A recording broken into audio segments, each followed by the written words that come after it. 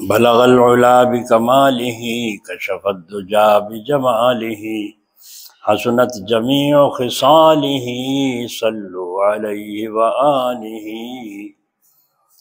درود شریف پڑھیے اللہم صلی اللہ علیہ وسلم، آواز سے۔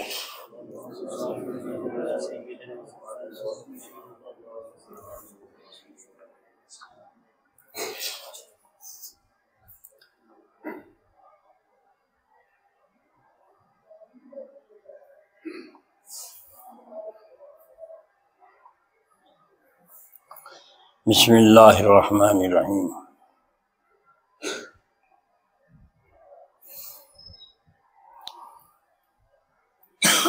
آج کل بہت خرابیاں پھیل رہی ہیں، اس لیے ان سب چیزوں کو چھوڑ دینا چاہیے، خرابیوں کے کام کو، صرف دین اسلام کی بات ماننی چاہیے۔ ہم مسلمان ہیں۔ ایک تو دن ثواب پہنچانے میں دن مقرر کرنا چھوڑ دو کہ 30 دن مصلی کھلانے ہیں، 10 دن میں کھلانے ہیں، 40 دن میں کھلانے ہیں، جمعرات کو کھلانے ہیں۔ جمعرات کی کیا قید ہے؟ میری ماں بہنیں توجہ کے ساتھ سنیں، جمعرات کو مصلی کھلاتی ہیں مردوں کو ثواب پہنچانے کے لیے۔ کوئی مر گیا تو جمعرات کو کھلاؤ۔ تمہیں یہ پتہ نہیں ہے یہ بریلویوں کا طریقہ ہے۔ ان کا عقیدہ یہ ہے کہ جمعرات کے روز روحیں آتی ہیں مکانوں میں، اگر کچھ مل گیا ثواب تو ٹھیک ہے، نہیں تو کوستی بھی جاتی ہیں۔ ایک تو روحوں کا آنا ثابت نہیں حدیث سے نہ قرآن سے، دوسرے آنے کے بعد وہ اگر کوسے تو مرنے کے بعد بھی آدمی گناہ کر سکتا ہے۔ اس کا مطلب یہ ہوا گناہ کرنا، ثواب کرنا ایک وقت مقرر ہے اللہ تعالیٰ کا، جب تک روح جسم سے نہ نکلے اور ہوش حواس باقی رہیں۔ توبہ استغفار بھی قبول ہے، ایمان لانا بھی قبول ہے، اور جب موت کے فرشتے دکھائی دینے لگیں، ادھر کے پردے اٹھ جائیں، پھر کوئی گنہگار توبہ کرے، کوئی کافر مسلمان ہو تو کوئی اسلام اس کا قبول نہیں۔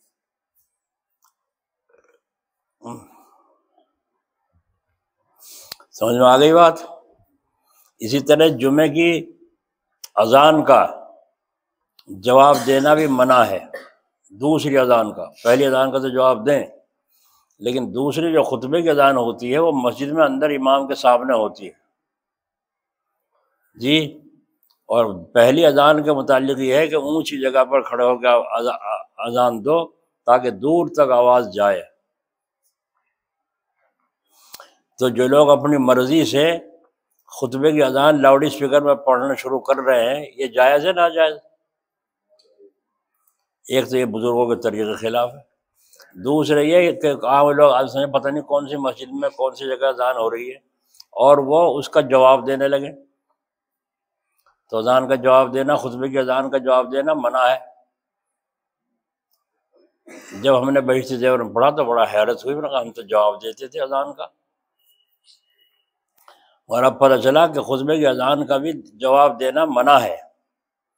حی علی الصلاۃ کے جواب کچھ نہ کہو، یہاں تک کہ جب امام خطبے کے لیے کھڑا آ جائے مسجد میں، مصلی پر، ممبر پر، تو اس وقت میں سلام کرنا، نماز پڑھنا، کلام کرنا سب منع ہے، بلکہ التحیات کی طرح بیٹھو، کیونکہ یہ خطبہ جو ہے 2 رکعت کے مثل ہے۔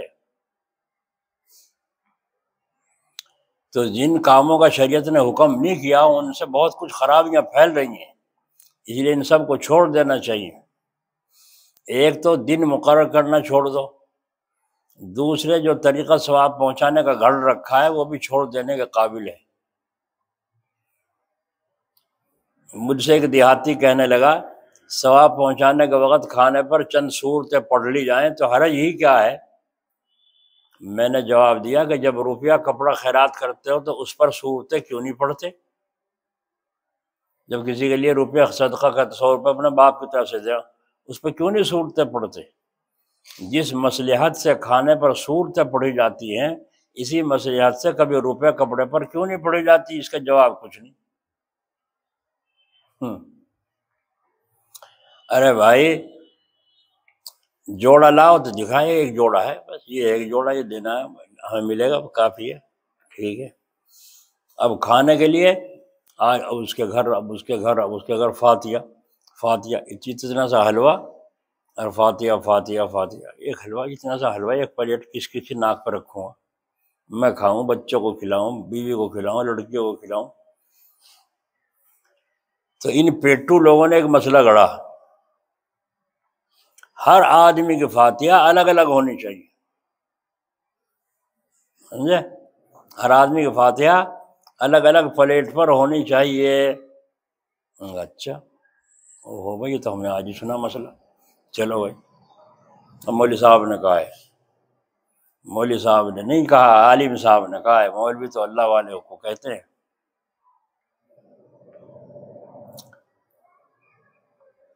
اب وہ الگ الگ پلیٹیں رکھ دی، اور یوں کرا من کچھ ہی پڑھو، پڑھ کے چھو کیا اس پہ ایک فاتحہ، یہ باپ کی، یہ ماں کی، یہ دادا کی ہے جی، یہ نانا کی ہے جی، یہ میرے ساس کی ہے جی، یہ میرے سسر کی ہے جی، یہ میرا بیٹا مر گیا تھا اس کے نام کی، سب کی فاتحہ الگ الگ ہوگی۔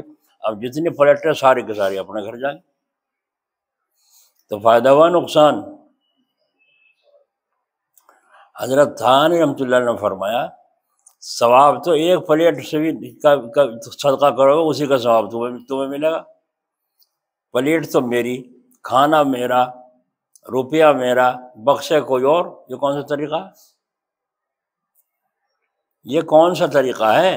جو پڑھے گا اسی کو تو ثواب ملا۔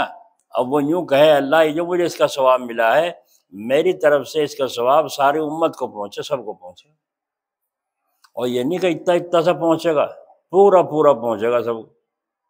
اللہ کے خزانوں میں کوئی کمی تھوڑا ہی ہے۔ تو ہم تو اسی لائن کے ہیں کہ ہر کو پورا پورا ثواب پہنچتا۔ حضرت نے فرمایا ایک کام کرو، کہنے کیا؟ فاتحہ تو دلواؤ الگ الگ پلیٹوں پہ، اور روپیہ ایک نہ دیو، کھانا بھی اس کا۔ اور یہاں سے ایک خان صاحب گئے تھے وہاں بنگلور، کہاں، تو انہوں نے آ کے بتایا قصہ، یہ پریشان کر دیا مجھے۔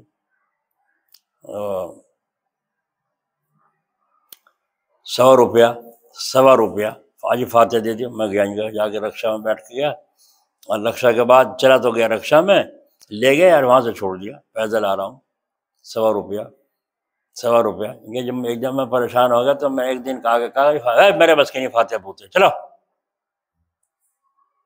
یہ دیتے پھر 1.25 روپے میں فاتحہ۔ کہ حضرت ناراض نہ ہو، اور کتنے میں ہوگی؟ کہنے کم سے کم 500 روپے کی ایک فاتحہ ہے۔ تو کچھ ہاتھ تو لگے، اسی پر رضامند ہو گیا، کم ہوگی فاتحہ۔ تو حضرت نے فرمایا دو کچھ نہیں ہے، فاتحہ دلواؤ الگ الگ۔ کل کو یہی کہیں گے مکار، کہنے اتنی پلیٹوں کی کیا ضرورت ہے، ایک ہی پلیٹ کافی ہے، سب کو اسی میں سے پہنچا دوں گا۔ کہیں گے نہیں کہیں گے؟ تو حضرت فرما رہے ہیں کہ اگر ثواب پہنچانے کے وقت کھانے پر چند صورتیں پڑھ لی جائیں تو حرج کیا ہے؟ یوں کہتا ہے۔ تو میں نے جواب دیا جب روپیہ کپڑا خیرات کرتے ہو تو اس پر صورتیں کیوں نہیں پڑھتے؟ جس مصلحت سے کھانے پر صورتیں پڑھی جاتی ہیں اسی مصلحت سے کبھی روپے پر یا کپڑے پر کیوں نہیں پڑھتے؟ پہلے فاتحہ دو پھر کپڑا خیرات کرو۔ جب خیرات ہی نہیں ہوا ثواب کہاں سے ملا؟ بتاؤ، بتاؤ، کچھ تو بولا کرو، کہیں تو ٹوکا کرو۔ غلطی تو ہم سے بھی ہوتی ہیں۔ جب آپ نے 2 نفل پڑھی نہیں، ثواب کہاں سے بخش دو گے؟ پہلے 2 نفل پڑھیں گے، پہلے 100 روپے صدقہ کریں گے، اب ثواب ملے گا۔ اب جیسے چائے بخشو، نہیں سمجھ میں آئی بات؟ ایک ثواب پہنچانے میں نیت کی درستی کرنا بھی ضروری ہے، کیونکہ ثواب پہنچانے میں اکثر نیت یہ ہوتی ہے کہ ہم ان کو ثواب پہنچائیں گے تو ان سے ہمارے دنیا کے کام نکلیں گے۔ صاحبو، اگر عقیدہ خراب ہونے کا بھی خیال نہ کرو تب بھی تو یہ نیت کرنا نامناسب بات ہے، کیونکہ اس کی ایسی مثال ہے کہ آپ کسی آدمی کے پاس ہدیے کے طور پر مٹھائی بھیجیں، ہدیے کے طور پر، اور اس کے بعد اس سے کہیں آپ میرے مقدمے میں گواہی دے دیں، تو اندازہ کیجئے کہ یہ آدمی کس قدر ناراض ہوگا اور اس سے اس کو کس قدر تکلیف ہوگی۔ بس جب دنیا داروں کو تکلیف ہوتی ہے تو اللہ والوں کو تو اس سے زیادہ تکلیف ہوتی ہوگی۔ بس جس وقت ان کو یہ معلوم ہوتا ہوگا کہ یہ ہدیہ اس غرض سے دیا ہے تو انہیں کس قدر ناگوار ہوتا ہوگا، وہ ہدیہ نہیں ہے، یہ ہدیہ اس غرض سے دیا ہے تو انہیں کس قدر ناگوار ہوتا ہوگا۔ اس کے سوا کس قدر شرم کی بات ہے کہ ان سے دنیا کی امید رکھنی، بالکل ایسی بات ہے جیسے کسی سنار سے کھرپا بنانے کی امید رکھنا، کسی سنار سے کھرپا بنانے کی امید رکھنا، یا کسی حکیم سے یہ فرمائش کرنا، حکیم جی ذرا چل کر ہمارے گھر کی گھاس کھود دو چھت کی۔ تو صاحبو ہم کو حضرت سید غوث اعظم رحمۃ اللہ علیہ بڑے پیر صاحب سے جو محبت ہے تو اس لیے ہے کہ انہوں نے ہم کو ہدایت کا راستہ دکھلایا، اس کے بدلے میں ہم ان کو کچھ ثواب بخش دیں کہ ان کی روح خوش ہو، اور ان کے خوش ہونے سے اللہ تعالیٰ خوش ہوں گے۔ ایک آدمی نے گاڑی لی، گاڑی لے کے کلیئر جا کے دیگ اتاری تاکہ صابر میاں کی روح خوش ہو جائے، میری گاڑی میں نقصان نہ ہو، بڑھیا چلے، خوب آمدنی ہو۔ اب آپ اندازہ لگائیے کیسی غلط فہمی ہے۔ صابر صاحب کی سائے میں کتنی گاڑیاں چلیں گی پورے ملک میں۔ ایک آدمی وہ گاڑی لی اور وہاں گیا کلیئر، میں نے منع کیا، کہا جی قبول رکھی دیگ، میں قبول رکھی جاؤ، میں کیا کروں، مجھ سے کیوں پوچھ رہے، جو قبول رکھی جاؤ۔ گئے، جا کے وہاں دیگ اتاری اور عورتوں کو بھر کے لے گئے، خوب مستی کوٹ سے، عورتیں بھی مرد بھی خوب اس میں گئے گاڑی میں، اندر مرد بھی بھر رہے، عورتیں بھی بھر رہی ہیں، بے پردگی اور آوارہ گردی، یہ حالت۔ اللہ راضی ہوگا ناراض ہوگا بولو؟ وہاں جا کر کوئی کہیں پھر رہا ہے، کوئی میلے میں پھر رہا ہے کہ نماز کی کسی کو پرواہ پچھوا نہیں، اور وہاں دیگ اتروا کے تقسیم کرنی شروع کر دی۔ تقسیم کر آ کے سارے میں دھکے کھا کے واپس آئے، آ کر گاڑی لے کے چلے، ایکسیڈنٹ ہو گیا۔ ایکسیڈنٹ ہو گیا تو اب میرے پاس پھر آئے، کہیں جی جو قصہ ہوا، میں نے کہا دیگ قبول نہیں ہوئی، دوبارہ جاؤ،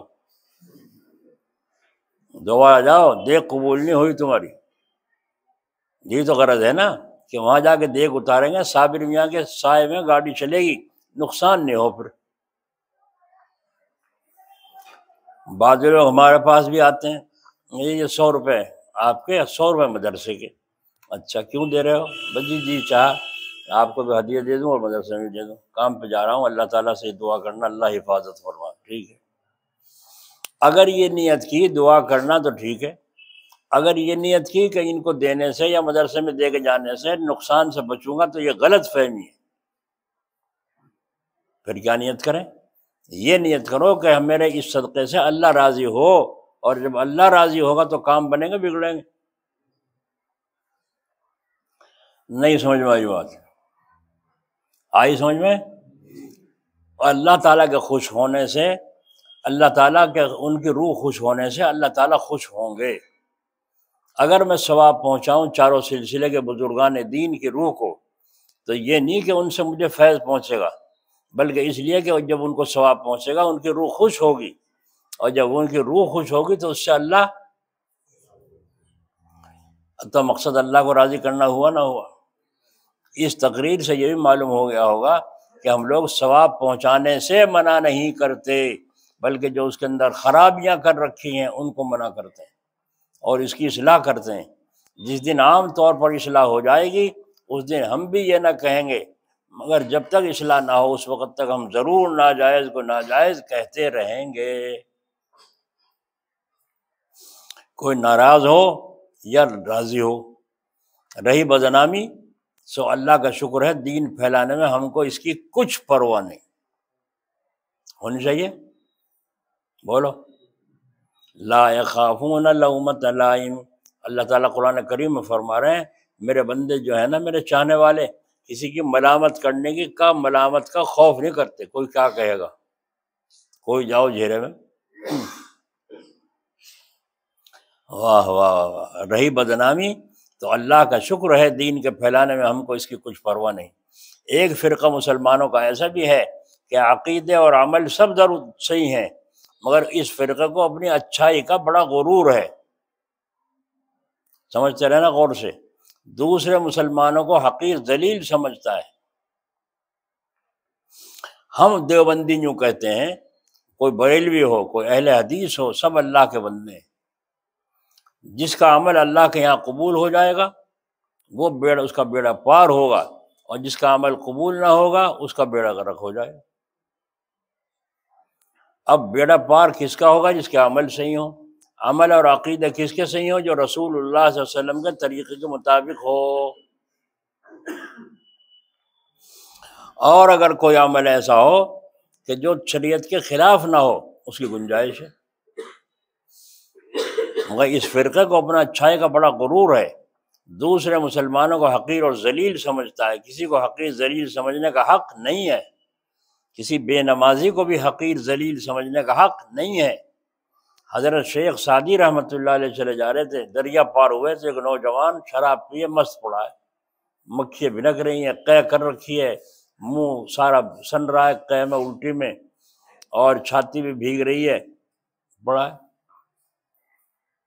آپ اس کی طرف سے دیکھ کے یوں منہ پھیر کے حضرت شیخ سعدی آگے کو بڑھے، 2 قدم آگے کو بڑھ کے واپس آئے، فرمایا ہے تو اللہ کا بندہ، ہے تو اللہ کا بندہ، وہی پال رہا ہے، وہی کھلا رہا ہے، وہی پلا رہا ہے۔ اور واپس آ کر اس کا منہ صاف کیا اور دھویا، اس کو پانی پلایا، اس کو ہوش آ گیا۔ جب ہوش آ گیا اٹھ کے بیٹھ گیا اور کہا حضرت آپ مجھ جیسے نالائق کو کا منہ دھو رہے ہیں اور صفائی کر رہے ہیں؟ فرمایا ہاں بھائی، وہ تیرا عمل ہے، یہ میرا عمل ہے۔ وہ تیرا عمل ہے شراب پینا، اور یہ میرا عمل ہے صفائی کرنا، کیونکہ تم تو اللہ کا بندہ ہے۔ میں جب آگے کو چلے تو نے کہا حضرت سنتے جاؤ، میں آج عہد کرتا ہوں کبھی بھی شراب کے پاس نہیں جاؤں۔ اسی دن سے اللہ کا ولی بن گیا۔ اللہ کی طرف سے گھنٹی بجی، الہام، اللہ کی طرف سے کیا ہوا؟ الہام، یعنی گھنٹی بجی۔ اور کیا گھنٹی بجی؟ سنو جی، تمہیں پتہ بھی ہے ہم نے اس کو ولایت کا درجہ کیوں دے دیا، توبہ کی توفیق کیوں دے دی؟ فرمایا نہیں جی، مجھے تو اللہ تعالیٰ پتہ نہیں ہے۔ فرمایا اس لیے دی ہے کہ تم نے اس پر ترس کھایا، ہم نے تمہاری اس ترس کھانے پر اس کو ہدایت عطا فرمایا۔ دیکھا آپ نے، تو ہمارا اپنا بھلا ہوا نہ ہوا؟ صاحب و غرور کس پر کیجئے کہ جن کو ہم گنہگار سمجھتے ہیں ان میں سے بہت سے لوگ ایسے ہیں کہ وہ اگرچہ خراب عقیدوں کی گمراہی میں پھنسے ہوئے ہیں لیکن ان کو کچھ بھی گناہ نہیں ہے، تو خراب عقیدے میں پھنسے ہوئے مگر ان کو کچھ بھی گناہ نہیں، کیونکہ وہ بیچارے انجان تھے، کسی نے غلط بات بتا کے انہیں گمراہ کر دیا، تو ان کا گناہ بھی گمراہ کرنے والوں کے ذمہ ہوگا، کیونکہ جو شخص علم تو کچھ رکھتا نہیں، ویسے ہی دوسروں کو مسئلے بتاتا ہے، تو ان سب کا گناہ اسی کے ذمہ ہے۔ تو بہت سے لوگ ایسے ہیں کہ ان کو کچھ بھی خبر نہیں کہ جو بات ہمیں بتائی ہے وہ ٹھیک ہے یا غلط ہے، انہیں کچھ پتہ نہیں، جیسا کسی نے بتا دیا ویسا ہی کر لیا، پھر تو انہیں کچھ بھی گناہ نہیں۔ کس طرح ان لوگوں کو حقیر سمجھا جا سکتا ہے؟ ان کام کرنے والوں کو، غلط کرنے والوں کو کس طرح حقیر سمجھا جا سکتا ہے؟ اس کے سوا یہ بات ہے کہ کسی آدمی کا کیا منہ ہے جو اپنے اچھے ہونے کا دعویٰ کرے؟ کہ بھائی ہے کسی کا منہ جو اپنے اچھے ہونے کا دعویٰ کرے؟ کیونکہ خاتمے کا حال کسے معلوم ہے کہ کس کا خاتمہ کیسا ہو؟ ہائے، پھر دوسرے مسلمانوں کو کوئی نیک آدمی کیوں کر ذلیل سمجھ سکتا ہے اور ان پر کیسے طعن کر سکتا ہے؟ اس لیے ہم کسی فرقے پر طعن نہیں کرتے، ہمارے خلاف کو گالیاں بکے ہم کچھ نہیں کہتے، اس فرقے کو حقیر نہیں سمجھتے، عام طور سے اس آدمی کو حقیر نہیں سمجھتے کہ کیا خبر اللہ کے ساتھ اس کا کیا معاملہ ہے، لیکن غلط کو غلط تو کہا جائے گا۔ اگر کوئی 3 رکعت کی مغرب کی 4 رکعت پڑھے، غلط کہیں گے نہیں کہیں گے؟ اگر ہمارے تو مولوی صاحب نے یہ بتایا، تیرے مولوی صاحب نے بتایا ہوگا، تو جان، تیرا مولوی صاحب جانے، مگر ہے غلط، نماز ہی نہیں ہوئی۔ حدیث کا مضمون ہے کہ سب انسان آپس میں اعضاؤں کی طرح سے ہیں، یعنی تمام مسلمان مثل ایک جسم کے ہیں، اور جب یہ حالت ہے تو مسلمانوں کے دوزخ میں جانے سے آپ کا دل دکھنا چاہیے نہیں دکھنا چاہیے، رنج ہونا چاہیے نہیں ہونا چاہیے؟ ایک گنہگار آدمی مسلمان تھا اور وہ آج شرابی کبابی سٹیل جوہری آج مر گیا، تو اس کی نماز جنازہ نہ پڑھو؟ کیا وہ نیک لوگوں کی عالموں کی نماز جنازہ؟ وہ تو بخشے بخشائے ہوں گے، ان کے پاس تو نیکیوں کا انبار ہے، ضرورت تو اس گنہگار کو ہے تمہاری نماز جنازہ کی، ہے نا؟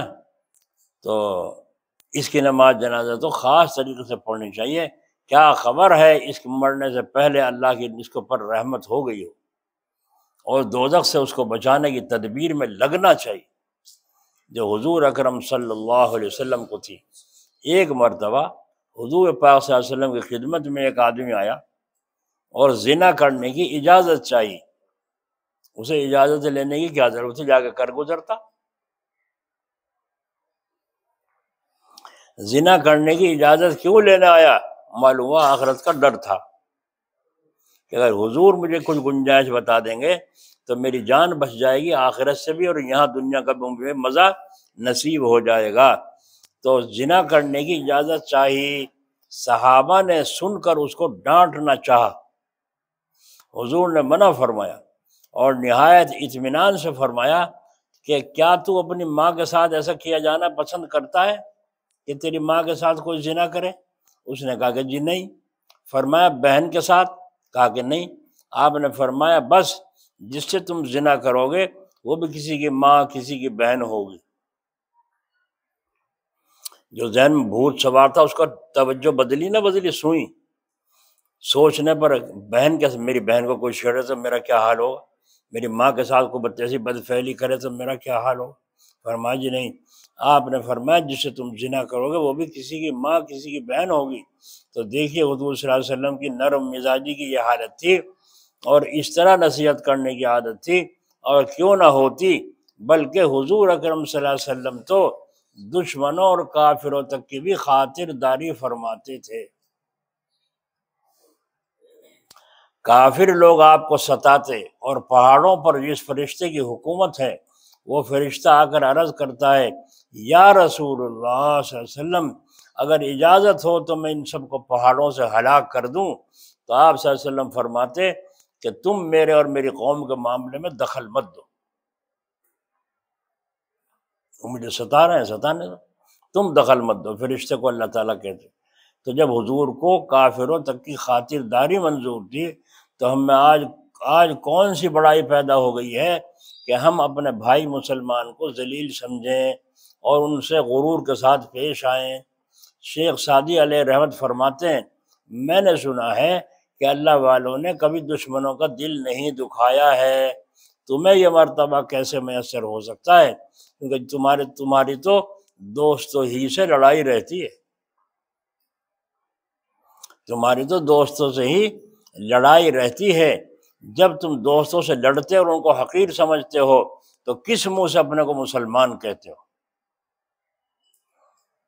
ایک دن مہمان آئے یہاں، رات کو ٹھہرے، صبح کو میں نے کہا اذان سے 8 گھنٹہ پہلے اٹھ کے اپنا نفل وغیرہ پڑھ لینا، اٹھے ہی نہیں۔ میں نے بچے کو بھیجا جا کے دیکھو اٹھا کوئی سک نہیں اٹھے، چھیڑو مت۔ جب اذان ہو گئی تو اب میں نے کہا جا کے ان کو اٹھاؤ کہ اٹھ جاؤ وضو وغیرہ کر لو، چائے آ رہی ہے۔ اتنا ہم نے چائے بنا دی۔ جب چائے بن گئی تو پھر دیکھا میں، اب دیکھا اٹھ گئے نہیں، وضو کر لی نہیں کر لی، کہیں تو سو رہے پڑا بن اٹھے۔ یا اللہ بڑا افسوس ہوا اور بڑی جھنجھل آئی، یا اللہ کیا کروں ان کا علاج۔ اب ہم نے چائے بنا کر رکھی، سے دوبارہ گرم کی، پھر تھوڑی دیر کے بعد ان کو کہلا کے بھیجا اٹھا دو، اٹھا دیا۔ پھر دوسری مرتبہ جا کر کے اس نے کہا کہ یہ تو کچھ اٹھ گئے کچھ رہ رہے ہیں۔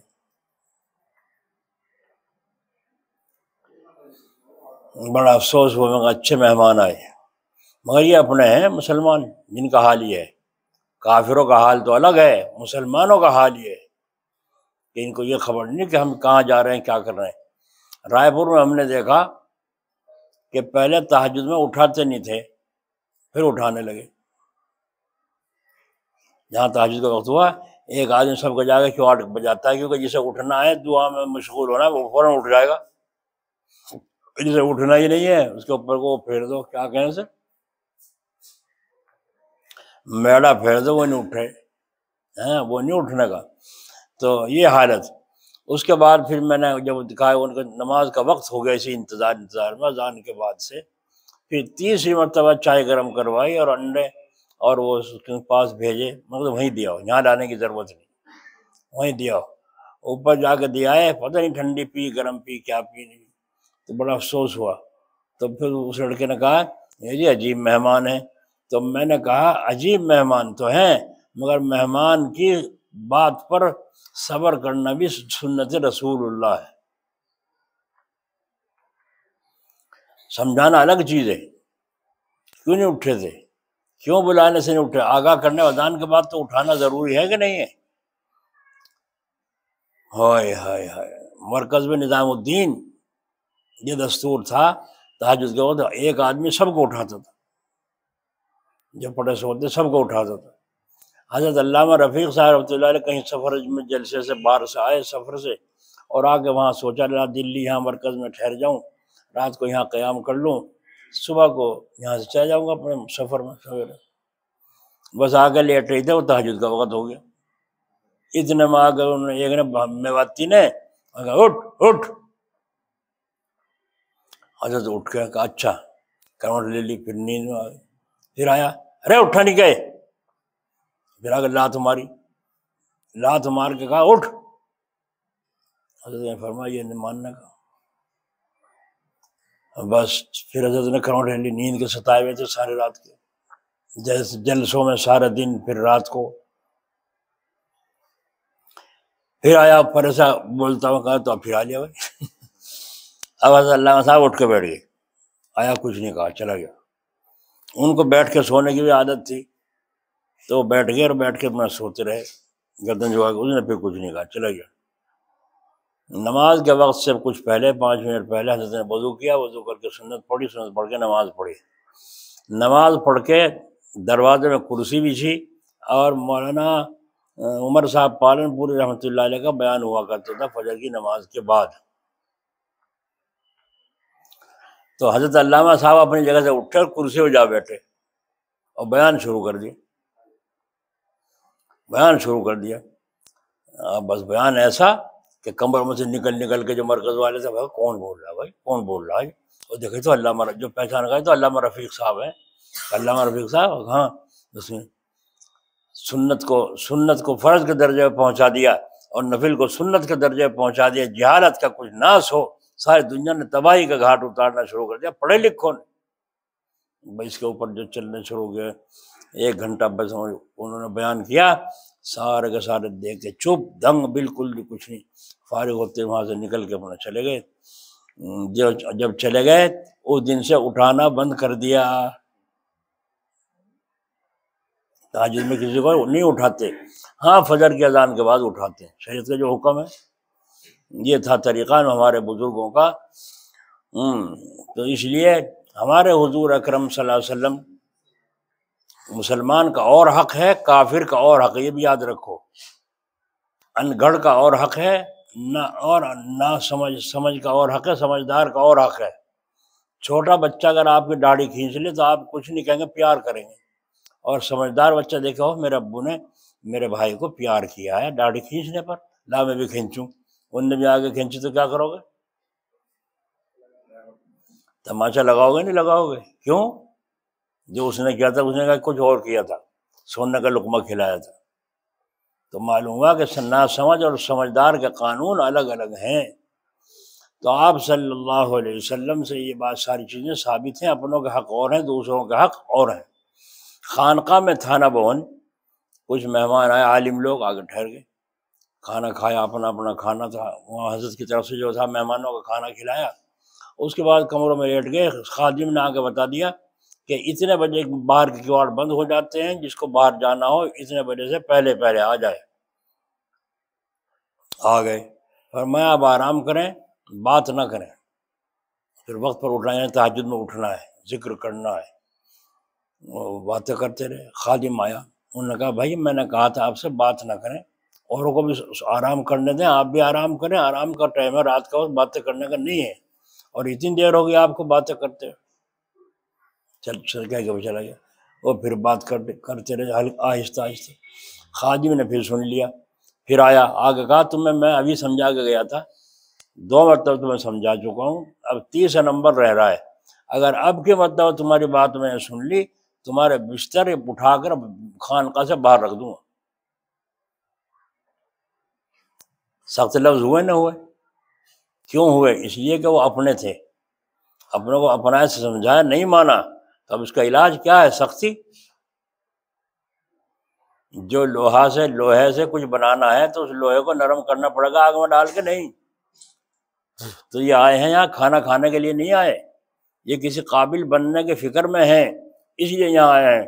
تو قابل بننے کے لیے یوں کہا تھا آرام کرو، کیوں نہیں آرام کیا؟ آرام نہ کرتے لیٹے رہتے چپ چاپ، نیند نہ آتی تو حضور اکرم صلی اللہ علیہ وسلم کیا کہ مہمان، ایک کافر آیا مہمان، تو آپ نے فرمایا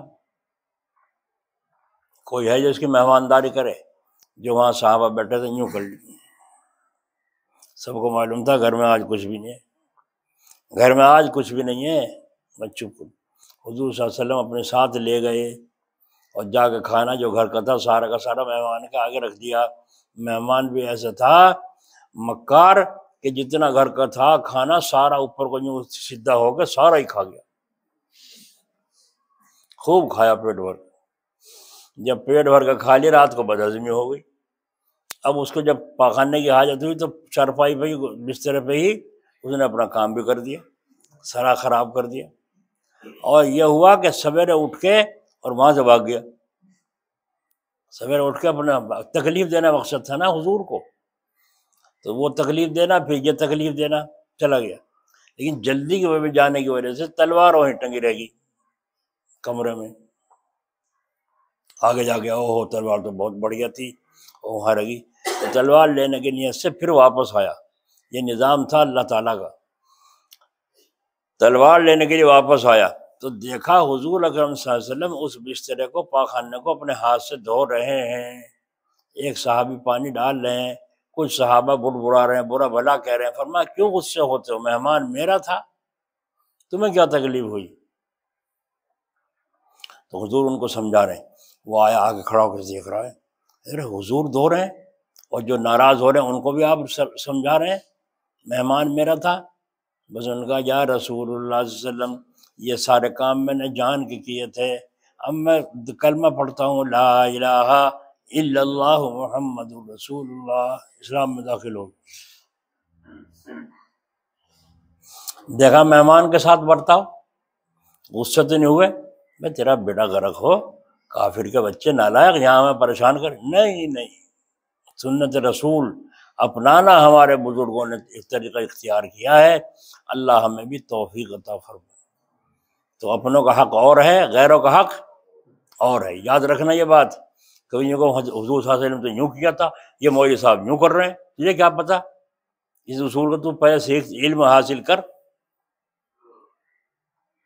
سمجھ میں آئی؟ تو اپنوں کا حق اور غیروں کا حق اور۔ حضرت مولانا شریف صاحب تھانوی رحمۃ اللہ علیہ کہ یہاں ایک آدمی آیا، عالم تھے اور خلافت بھی حضرت سے ملی بھی تھی، خلیفہ بھی تھے حضرت کے۔ السلام علیکم، السلام، آگے بچوں کو کر دیا، السلام کو سر پہ ہاتھ رکھو۔ حضرت نے فرمایا یہ بچہ کون ہے، کس کا ہے؟ کہ یہ آپ ہی کا ہے۔ اچھا، دیکھ فرمایا اس کی عمر کتنی ہے؟ فرمایا جی اس کی عمر 12 سال کی، یا 13 سال کی بتائی۔ تو حضرت نے فرمایا ٹکٹ اس کا آدھا لیا تھا پورا؟ کہ جی آدھا۔ کیوں؟ فرمایا یہ 12 سال کا لگتا نہیں، اس لیے آدھا لے لیا، آدھا بچا لیا۔ صاف کہہ دیا یہ آدھا سال کا لگتا نہیں۔ تو حضرت نے فرمایا اچھا مخلوق کو دھوکہ دیتے ہو؟ تمہیں تو پتہ تھا اس کی عمر کتنی ہے، ٹکٹ اس کا پورا لگتا ہے، کیا منہ دکھاؤ گا خدا کے یہاں جا کر کے؟ اور آپ نے فرمایا جاؤ خلافت منسوخ اور خانقاہ سے نکل جاؤ باہر، دفع ہو جاؤ یہاں سے۔ چلے جاؤ۔ اور میں پھٹے معافی چلے، نہیں نہیں جاؤ، تم اس لائق ہو ہی نہیں۔ اور فرمایا جو مخلوق کو دھوکہ دے سکتا ہے وہ خالق کو بھی دھوکہ دے سکتا ہے۔ کیسا مسلمان ہے، کیسا عالم ہے۔ ایک سے میں نے پوچھا کتنا بل آیا آپ کا تمہارا؟ کہنا جی 250 کا۔ 250 ہاں، میں نے کہا ہمارے یہاں تو 500 700 800 1000 2000 کبھی کبھی آ جائے، کتنا بھی آ جائے۔ کہنے جی وہ بس ہم میٹر کم چلاویں۔ یعنی چوری کے جلاتے ہو، چوری کی جلاتے ہو تو بولو یہ سرکار کی چوری ہوئی، جائز ہے ناجائز؟ میں آپ سے پوچھتا ہوں، مسلمان بیٹھے سارے یہاں، جائز ہے ناجائز؟ پریس بھی چل رہی ہے، فریج بھی چل رہا ہے، اور سارے کام ہو رہے ہیں، یہ جائز ہے ناجائز؟ کوئی دیکھے یا نہ دیکھے خدا تو دیکھتا ہوگا، ہے نا؟ تو کم خرچ کرو، کم خرچ کا تو اللہ نے، اس کے رسول نے حکم دے دیا ہے۔ جب 20 کھولو، پانی لو، ٹنٹو بند کرو، منہ پر ڈالو، منہ صاف کرو، پھر ٹنٹو کھولو، پھر چلو۔ بار بار کھولو، بار بار بند کرو، لیکن یہ نہیں کہ چل لی تو چل لی اور ہم اپنا منہ رگڑ رہے ہیں، آنکھیں رگڑ رہے ہیں اور پانی بہ رہا ہے۔ کتنے لوٹے خرچ ہوتے ہیں۔ اللہ تعالیٰ نے فرمایا فضول خرچی کرنے والوں سے میں محبت نہیں کرتا۔ حضرت مفتی قاسم صاحب جلال آباد، اللہ ان کی قبر پر رحمت فرمائے، بڑے عجیب تقویٰ تھا، اونچا مقام تھا۔ میں نے دیکھا ہے مرتبہ لوٹوں سے وضو کر رہے ہیں، کسی کو کچھ نہیں کہتے، سمجھا تو دیا نمازیوں کو، مانتا من نہ ماننا من۔ ہاں زیادہ کچھ دیکھا سامنے غلط کر رہا تو سمجھا دیا، میں 20 بند کر دو بس، ورنہ لوٹے سے وضو کر رہے ہیں۔ میں نے کہا حضرت اس میں تو پانی ہے، آپ لوٹے سے کیوں کر رہے ہیں؟ فرمایا اس سے احتیاط رہتی ہے، اس سے احتیاط نہیں رہتی، ایک لوٹے کے بجائے 2 3 لوٹے بہہ جاتے ہیں، اور قیامت کے دن اللہ تعالیٰ حساب لے گا، تو کیا جواب ہوگا؟ تو کیا جواب ہوگا؟ اس لیے احتیاط رکھو، چولہا کم چلاؤ، ضرورت سے بجلی کا بلب کئی جل رہے، کیوں جل رہے ہیں یا نہیں؟ فریج کی ضرورت ہے تو چلاؤ، نہ ضرورت ہو مت چلاؤ۔ سمجھ میں آ رہی نہیں آ رہی؟ ہیٹر کی ضرورت ہے تو چلاؤ، نہ ضرورت ہو مت چلاؤ۔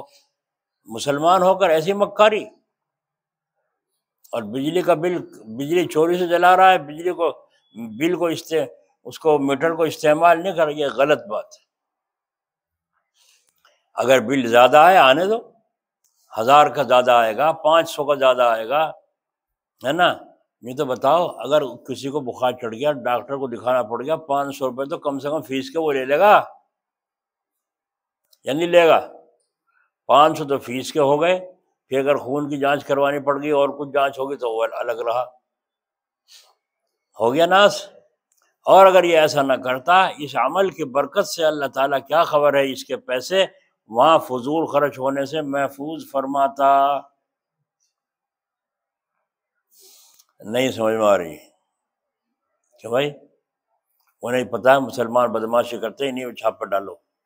لیکن اپنے اگر دوست کو، حضرت صوفی رحمۃ اللہ علیہ کے یہ حضرت بہلول کی حکایت ہے کہ ایک صوفی پر گزرے جو لوگوں سے لڑ بھڑ رہا تھا، آپ نے فرمایا یہ آدمی دعویٰ صوفی ہونے کا کرتا ہے، لیکن اگر اپنے دوست کو پہچان لیتا یعنی اللہ تعالیٰ کو، تو دشمن سے لڑنے بھیڑنے میں مشغول نہ ہوتا، یعنی دوست ہی سے فرصت نہ ملتی، پھر دوسروں سے کیسے لڑتا؟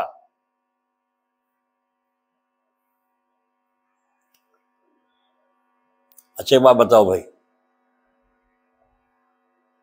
ایک مہمان آیا سامنے سے، آپ نے اسے کیا کہا؟ آئیے تشریف لائیے، آئیے تشریف لائیے۔ ادھر سے آ گیا ایک کتا جو چائے کا برتن یا دودھ کا رکھا تھا، اس پر قریب آ کر اس کے منہ دینے کو قریب ہو گیا، آپ نے کہا ہٹ، کہو گے نہیں کہو گے؟ ان کو کتے بھائی چلا جا، ان کہو گے؟ نہیں کہو گے نا؟ کیوں کہ یہاں اسی طرح سے بولنا ہے اور وہاں اسی طرح سے بولنا ہے۔ اگر مہمان آ گیا، اس کے سامنے تم اس سے کسی سے بدتمیزی کرنے لگے اور مہمان کی طرف توجہ بعد میں کی، تو مہمان کا جی اچاٹ، تو صاحبوں کیا بھروسہ ہے شام تک ہماری کیا حالت ہوگی اور 4 دن کے بعد ہم کیا ہوں گے۔ اگر قبر میں ایمان کے ساتھ گیا تو سب کچھ ہے، ورنہ کچھ بھی نہیں۔ تو جب کہ ہماری اس وقت کی حالت میں سینکڑوں خرابیاں ہیں، اور اس حالت پر بھی کچھ اطمینان نہیں، اندیشہ لگا ہوا ہے، تو اس سے بھی زیادہ خراب نہ ہو جائے تو بڑی جہالت کی بات ہے کہ ہم دوسروں پر ہنسیں اور ان کو ذلت کی نظر سے دیکھیں۔ بڑا پاگل ہے وہ آدمی کہ اس پر 20 فوجداری کے مقدمے ثابت ہیں اور وہ دوسرے دیوانی کے مقدموں والوں کو ذلیل سمجھتا ہے، ان کو برا بھلا کہتا پھرتا ہے۔ تو اس وجہ سے اس فرقے کو خاص طور پر کہتا ہوں کہ اگرچہ تمہارے عقیدے صحیح ہیں اور ظاہر میں عمل بھی خراب نہیں معلوم ہوتے، لیکن تم اپنے دل کی حالت میں غور کرو اور دل کی حالت کو اچھا نہ سمجھو، کیونکہ بعض لوگ ایسے ہوتے ہیں کہ ان کا ظاہر تو صحیح ہوتا ہے لیکن دل بھیڑیے کی طرح ہوتا ہے، دل بھیڑیے کی طرح۔ ظاہر میں تو دکھے گا بڑا شریف آدمی ہے نا، با ہے، لیکن اندر سے مکار ہے۔ صبح میں سنا رہا تھا مسجد میں کہ ایک بوڑھا بڑا میاں بیٹھا ہے، انہوں نے کہا بڑے میاں، ایک نوجوان نے کہا، نوجوان تھے، انہوں نے کہا بڑے میاں ٹکٹ لے لیا؟ میں ٹکٹ لیا ہی نہیں کرتا، لیا نہیں کرتا کہ نا، میں نے آج تک نہیں لیا ٹرین میں ٹکٹ۔ کہنا وہ آ رہا ٹکٹ لینے، کہ دیکھ آج تیرے آنے دے، آ رہا تو میں کیا کروں۔ جس طرح ٹکٹ نہیں تھے انہیں ٹکٹ لے لیے۔ وہ بڑے میاں سے کہا، جب بڑے میاں کے قریب آیا تو بڑے میاں ایک سینخ لے کے اس سیٹ پہ جو وہ تھی چھید سی، اس میں یوں کوریلنے لگا سینخ سے۔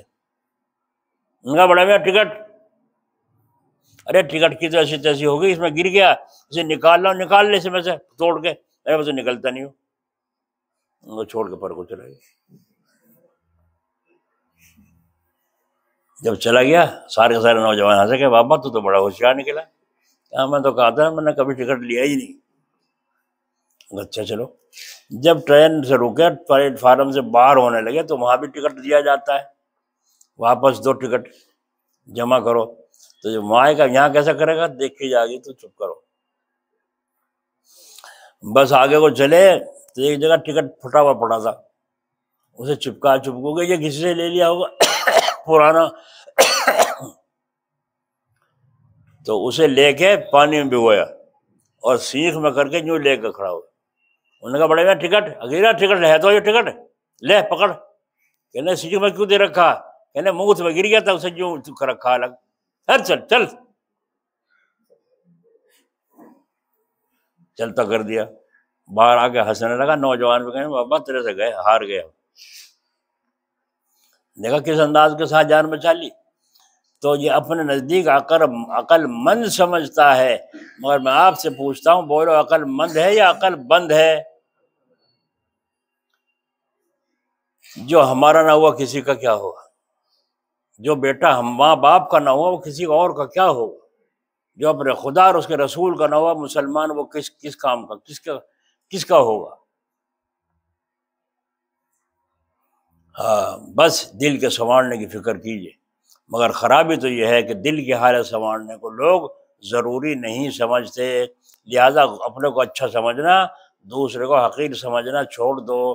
چنانچہ بعض لوگوں کا یہ خیال ہے کہ مدار صرف عقیدوں پر ہے، اگر عقیدے صحیح کر لیے تو پھر بات کچھ نہیں ہے، مگر یہ بالکل غلط ہے۔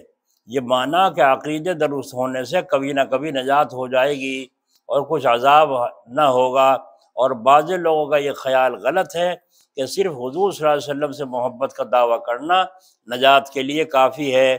اگر حضور سے محبت ہو تو نہ سوال و جواب ہوگا نہ حساب و کتاب ہوگا۔ بس ان سب لوگوں کو چاہیے کہ اپنے دل کے سنوارنے کی فکر کریں، جس کا طریقہ یہ ہے اپنے کو بالکل مٹا دیں، اپنے کو بالکل، اور تواضع پوری طرح اختیار کریں۔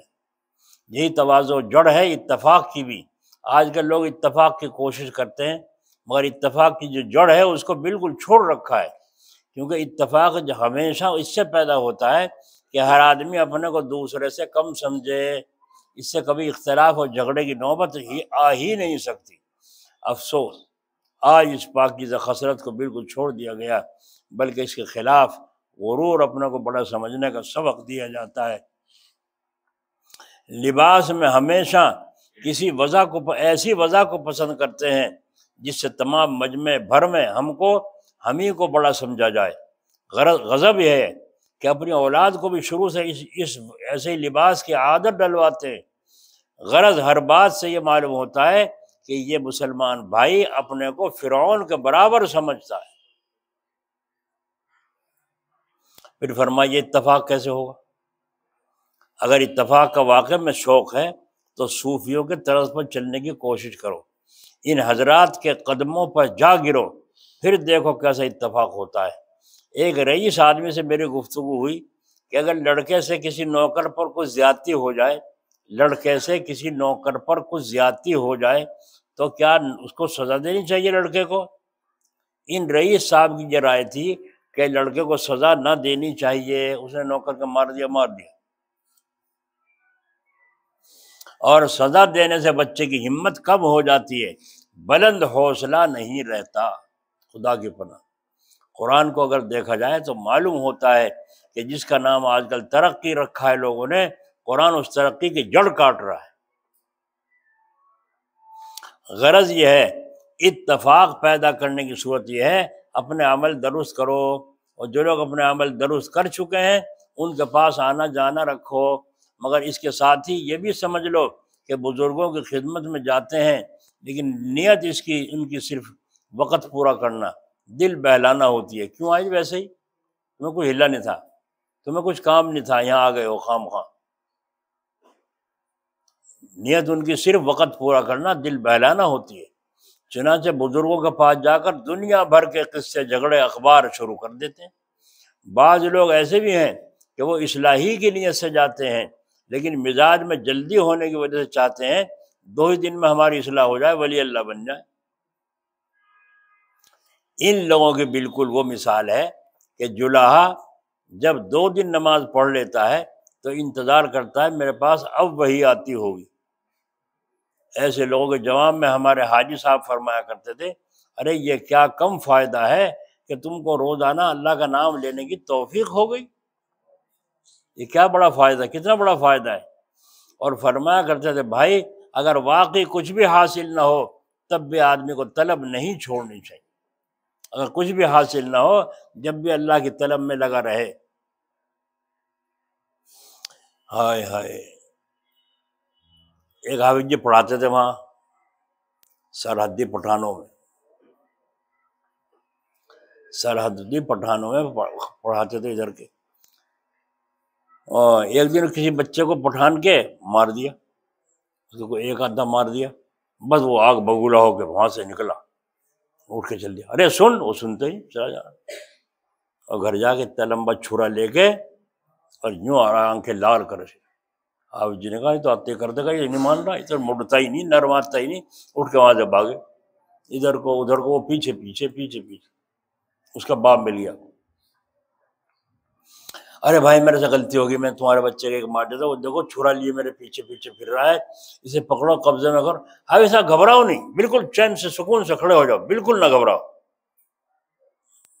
میں ہوں یہاں موجود، کھڑے رہو، یہیں کھڑے ہو بس۔ نہیں تو عالیہ قریب، کہنا عالیہ ہو نہ عالیہ ہو تم یہیں کھڑے رہو بے فکر ہو کر کے سکون سے۔ ہمارے بچے کا پہلا وار ہے، اگر یہ خالی چلا گیا ساری عمر بزدل رہے گا، ایسی کی تیسی، تیرا وار خالی نہ جاوے۔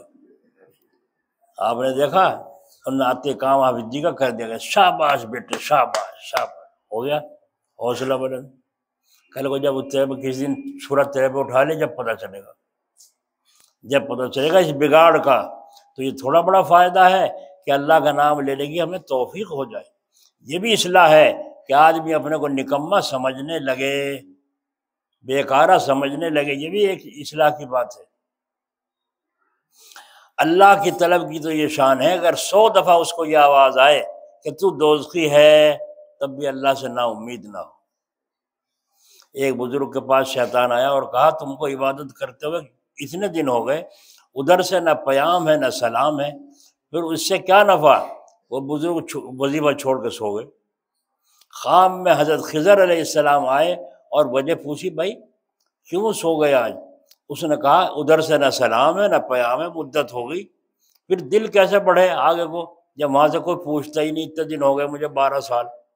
جواب میں فرمایا تم جو ان کا نام لیتے ہو، دوبارہ نام لیتے ہو، اگلے دن بھی نام لیتے ہو، یہی تو ان کا جواب ہے اور یہی تو ان کا پیغام ہے۔ اگر وہ توفیق نہ دیتے تو یہ کیسے اللہ اللہ کر سکتے تھے؟ ٹھیک کہا غلط؟ ایک بزرگ کی حکایت شیخ سعدی نے لکھی ہے کہ وہ ذکر کرنے بیٹھے تو یہ آواز آئی تم کچھ بھی کرو یہاں کچھ قبول نہیں، کچھ بھی کرو یہاں کچھ قبول نہیں۔ مگر وہ بزرگ پھر کام میں لگ گئے۔ سمجھ میں آ رہی؟ ایک بات سنو ذرا غور سے، ملک الموت آ جائے یہاں، آگے دکھنے لگے اور آگے یوں کہیں تم میں عبداللہ کون سا ہے؟ عبداللہ نہیں بولنے کا، تم میرے واسطے آ رہا۔ حالانکہ کیا کہتا تھا؟ اے اللہ میرا خاتمہ ایمان پر فرمائے، وہ تو آ گیا پڑھ لے کلمہ، تجھے بلا رہا ہے۔ تعلق ہمارا اللہ سے کیوں ہے ہی نہیں، پلے کچھ سودا جانے کی فرصت کہاں کہ دیکھو جاتے کیا گد بنے گا، پتہ نہیں روح کس طرح نکال لے۔ حدیث شریف میں پیر سے نکالنا شروع کرے گا، پنڈلی میں لا کے چھوڑ دے گا بد آدمی کی، اور اس کی پٹائی کرے گا، پھر وہاں سے کھینچے گا ران میں لا کے چھوڑے گا، وہاں پٹائی کرے گا، اس طرح روح کو تڑپا تڑپا کے نکالا جائے گا۔ مرنے والا بتلا نہیں سکتا کیونکہ زبان پر بھی روح پر قبضہ ہے، اٹھ کے بھاگ نہیں سکتا کیونکہ پیروں پر بھی قبضہ ہے۔ ہائے ہائے اللہ ہماری حفاظت فرمائے۔ میں صبح سنا رہا تھا مفتی قاظم صاحب جلال آباد رحمۃ اللہ علیہ، اللہ ان کی قبر پر رحمت فرمائے، سفر سے رات کو کہیں سے آئے اور آنے کے بعد جب میں نے یہاں سے فون کیا تو بات چیت ہوئی، ابھی آیا ہوں میں اور خیریت ہے، طبیعت ٹھیک ہے اللہ کا شکر، آپ بھی ٹھیک ہو؟ میں نے کہا جی ہاں اللہ کا شکر۔ اچھا تو میں نے کہا ٹھیک ہے میں آرام کرو، چھوڑ دی۔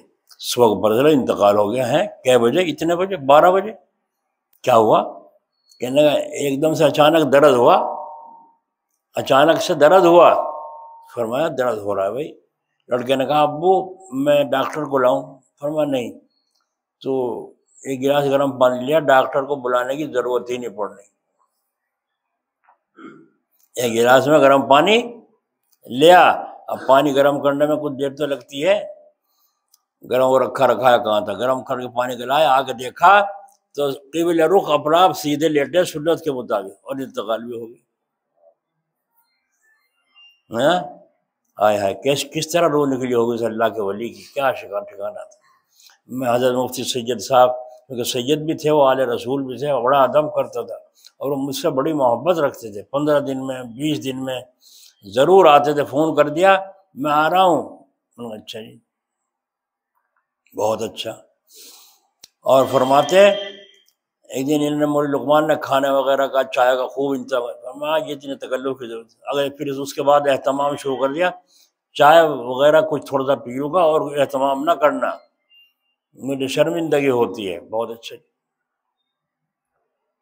ایک کسی کو میری خبر نہ کرنا کہ مفتی صاحب آ رہے ہیں، اگر ہم شہرت کریں تو جا کے مجمع کو لے کے وہاں کھڑے ہوتے باہر، زندہ باد زندہ باد مفتی صاحب زندہ باد، بڑا استقبال ہوا حسین پور میں، کیا ٹھکانا ہے، ہم بھی خوش وہ بھی خوش۔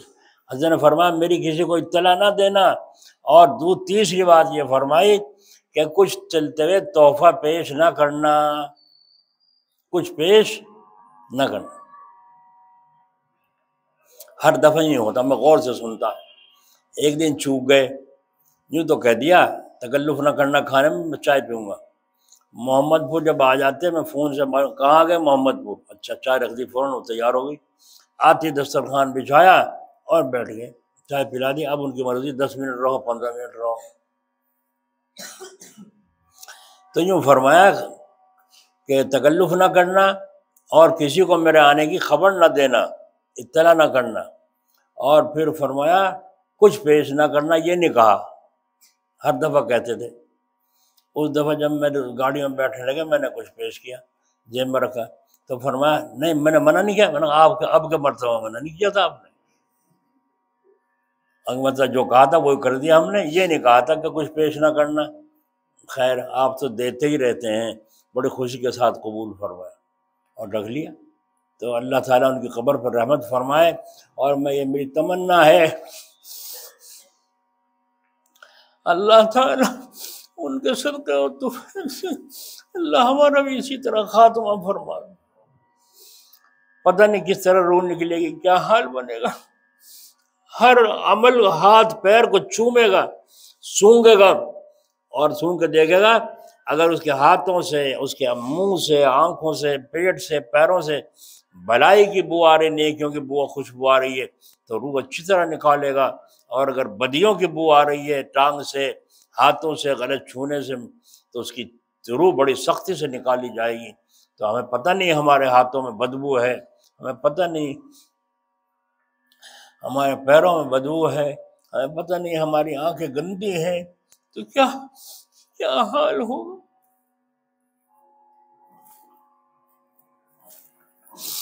مگر موت کے بغیر چارہ نہیں ہے۔ موت تو یوں فرمایا موت مومن محبوب رکھتا ہے، موت کو مومن محبوب رکھتا ہے۔ اور دنیا سے گھبرا کے کیا کہہ لوگ، ارے مر جا تو اچھا، بس اللہ موت کسی کو مانگنے سے نہیں آتی، وہ کتنی مانگو۔ کوئی آدمی یوں کہے کعبہ پکڑ کے غلاف بیت اللہ کا، اے اللہ میری موت دے دے، نہیں آنی، جب ٹائم ہوگا جب آئے گی۔ تو یوں نہ کہنا یہ بڈھے کے تو کاغذات ہی گم ہو گئے، یہ مت کہنا جس کی عمر ہی کیا تھی ابھی سے مر گیا، یوں مت کہنا، جتنا ٹائم جس کا اسی ٹائم پہ آ کر روح نکالے گا فرشتہ، ایک سیکنڈ آگے ہو نہ پیچھے ہو۔ تو اللہ تبارک و تعالی ہمارا خاتمہ ایمان پہ، اس کی فکر سب بزرگوں کو رہی ہے، تو اس لیے وہ کیا اچھا سمجھ۔ بزرگوں نے جواب دیا بھائی اگر کوئی دوسرا ایسا ہوتا کہ میں خدا کو چھوڑ کر اس کی یہاں پناہ لے لیتا تو یہ بھی ہو سکتا تھا کہ اللہ کو چھوڑ دیتے، اب تو ان کا ہی دروازہ ہے، قبول ہو یا نہ ہو دل کو اس سے ہٹا سکتے ہیں جس کے بغیر گزر ہو سکے، اور جس کے بغیر گزر نہیں ہو سکتی اس سے کس طرح دل ہٹا سکتے ہیں۔ اس جواب پر رحمت خداوندی کو جوش ہوا اور ارشاد فرمایا قبول است گرچہ ہنر نیست است کہ جزما پناہ جگر نیست است، کہ ہم نے تجھے قبول کر لیا اگرچہ تمہارے اندر کوئی ہنر نہیں ہے، کیونکہ ہمارے سوا تمہاری اور کوئی پناہ گاہ، یوں قبول کر لی۔ غرض خدا کے طالب کو ہر حال میں یہ طلب میں مشغول رہنا چاہیے۔ البتہ اس موقع پر اس بات کی ضرورت ہے کہ کامل کی کوئی پہچان بتلا دی جائے، کامل کی پہچان، کیونکہ آج کل بہت سے شیطان بھی انسان کے لباس میں ہے، تو پہچان اس کی یہ ہے کہ وہ شریعت کا ضروری علم رکھتا ہو، کسی کامل پیر کی صحبت میں رہ کر اپنی اصلاح کی ہو، اور اس سے دوسروں کو اصلاح کرنے کی اجازت بھی حاصل کی ہو، خود شریعت پر عمل کرتا ہو، شریعت کے خلاف کرنے پر ہٹ نہ کرتا ہو، سنت کا پورا پابند ہو، جو اپنے سے تعلق رکھتے ہوں ان پر مہربان ہو، جو اپنے سے تعلق رکھتے ہوں ان پر مہربان ہو، دیکھ بھال روک ٹوک میں کمی نہ کرتا ہو، روک ٹوک میں کسی پر کمی لحاظ نہ کرتا ہو، کمی نہ کرتا ہو، جس میں یہ سب باتیں موجود ہوں وہ ہے کامل۔ چاہیے تمہیں کامل ولی، نہیں چاہتا تو بھائی چاہیے تو اس کی پہچان کیا ہے؟ پہچان یہ ہے کہ شریعت کا ضروری علم رکھتا ہو، کسی کامل اللہ والے کی صحبت میں کچھ دن گزارے ہوں، اس سے اصلاح کرائی ہو، اس سے دوسروں کی اصلاح کرنے کی اجازت بھی حاصل ہو گئی ہو، خود شریعت پر عمل کرتا ہو، شریعت کے خلاف کرنے پر ہٹ نہ کرتا ہو، سنت کا پورا پابند ہو، جو اپنے سے تعلق رکھتے ہوں ان پر مہربان ہو، دیکھ بھال روک ٹوک میں کمی نہ کرتا ہو، جس میں یہ سب باتیں جمع ہوں وہ کامل ہے، اور یہی وہ لوگ ہیں جن کے پاس تھوڑی دیر بیٹھنا بھی 1000 سال کی عبادت سے بہتر ہے۔ ایسے اللہ والوں کے پاس بیٹھنا 1000 سال کی عبادت سے بہتر ہے۔ خدا کا شکر ہے کہ سب فرقوں کا بیان ضرورت کے موافق ہو گیا۔ اس سے معلوم ہو گیا ہوگا کہ نجات کا راستہ صرف ایک ہے، اور اس پر چلنے کا طریقہ یہ ہے جس کا ذکر ہوا۔ اگر اس کا خیال رکھا جائے تو بہت کام کی چیز ہے۔ اگرچہ میرا بعض مزیدار نہیں ہے، اب دعا کیجیے اللہ تعالیٰ عمل کی توفیق عطا فرمائے۔ یہ بیان تھا کہ دنیا میں راستے بہت ہیں، مگر صرف ایک راستہ ہے جو اللہ تعالیٰ تک پہنچتا ہے، وہی اللہ تعالیٰ کے یہاں قبول ہے، اور وہی کو صراط مستقیم کہتے ہیں۔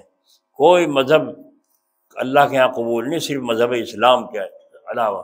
تو میں مسلمانوں سے پوچھتا ہوں، تم نے کون سا طریقہ اختیار کیا، اسلام کا؟ یا ابھی ایک جگہ ایک صاحب آئے تھے دعوت کرنے، عقیقہ ہے۔ میں نے کہا طبیعت کا عقیقہ ہے شریعت کا؟ سمجھے؟ طبیعت کا عقیقہ ہے یا شریعت کا؟ ہنس کے کہنا جی طبیعت کا۔ میں تو سچا آدمی، بہت اچھا، سچی بات کہہ دی بیچارہ۔ تو طبیعت کا عقیقہ مشکل ہے اور شریعت کا عقیقہ آسان ہے۔ 2 بکرے لڑکے کے، 1 بکرا لڑکی کا۔ یہ نہیں کہ بکرا مرد کا لڑکے کا اور لڑکی کی بکری، یہ بھی کوئی اپنی طرف سے گھمنڈ غلط ہے۔ لڑکا ہو یا لڑکی، بکرا ہو یا بکری، دونوں برابر ہیں۔ پھر لڑکے کے لیے 2، لڑکی کے لیے 1۔ اگر 2 کا بھی موقع نہیں ہے تو 1 ہی صحیح۔ 7ویں دن بچے کا عقیقہ کرو، ذبح کر کے غریبوں میں کچھ تقسیم کر دو، اور کچھ اپنا آپ کھا لو، اپنے دوستوں کے گھر بھی بھیج دو، ہو گیا عقیقہ۔ کیا نقصان ہوا؟ کر سکتے ہیں نہیں کر سکتے؟ یہ عقیقہ شریعت کا ہے۔ اس سے فائدہ کیا ہوگا؟ اس سے فائدہ یہ ہوگا بچے کی الا بلا دور ہو جائے گی۔ ایک بچے کو ہسپتال میں داخل کیا گیا، انہوں نے کہا یہاں بھرتی کرو، مشین میں رکھ دیا گیا، اور مشین میں رکھ کر کے معلوم ہوا کہ 50,000 روپے دے کر حساب ہوا 5-6 دن کے بعد۔ تو یہ الا بلا بچے کی عقیقے سے دور ہو جاتی ہے، اس لیے ہے عقیقہ۔ کوئی رواج تھوڑی ہے، کارڈ بٹ رہے ہیں فلاں دن عقیقہ ہے۔ اب جب 1000 آدمی کو دعوت کرو گے تو 1 تو بکرا، اور 1000 آدمی، تو کیا کرو؟ بکرے کا گوشت ملاؤ گے؟ نہیں ملاؤ گے تو کہاں ملا وہ عقیقہ گوشت لوگوں؟ تو طبیعت کا پھر جو آئے گا دے کے جاوے گا، جو آئے گا عقیقہ کرنے، عقیقہ کی وجہ سے لڑکے کا، لڑکی کی ماں کا کوئی جوڑا وغیرہ لے، تو رواج ہو گیا۔ شریعت کا عقیقہ آسان ہے، اس لیے میرے بھائیو جب بچہ پیدا ہو 7ویں دن عقیقہ کر دو۔ 2 بکروں کا موقع ہو فوراً 2 خریدو، 7ویں دن اس کا بال اتروا کر کے ان کو چاندی کے برابر وزن کر کے چاندی کو خیرات کر دو، زعفران وغیرہ اس کے سر پہ لگا دو، بس چھٹی۔ بہشتی زیور میں پڑھ لو کہ عقیقہ کا بیان کیا ہے، عقیقہ کسے کہتے ہیں۔ اور آج عقیقہ بڑا مشکل ہے، اللہ تللہ جا رہے ہیں، کہاں جا رہے ہیں؟ عقیقہ کی دعوت ہو رہی ہے، سانگ بناتے جانے، جہنم میں جانے کا کام کر رہے ہو تم، اللہ کو ناراض کر کے۔ نماز کی فرصت نہیں، عقیقے میں جانے کی فرصت ہے۔ یہ کہاں کا اسلام ہے؟ نماز فرض ہے، عقیقہ ہے، تو پھر عقیقے میں جانے کی تو فرصت ہے اسے۔ رات کو دعوت ہو رہی، رات کو وہیں پہنچیں گے۔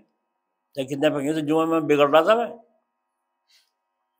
کہ اگر دعوت ہوگی تو میرٹھ اگر دعوت ہے وہیں جائیں گے۔ مصیبت بھرتے ہوئے گاڑی سے، کرایہ سے گاڑی کر کے، کار کر کے 2-4 اکٹھے ہو کے جائیں گے، اور بناؤ سکھا رہے، نماز ایک وقت ہی پڑھنے، حرام خور جا کے وہاں کھا رہے ہیں، وہاں کے لیے ان پہ پیسے بھی آ جاتے ہیں۔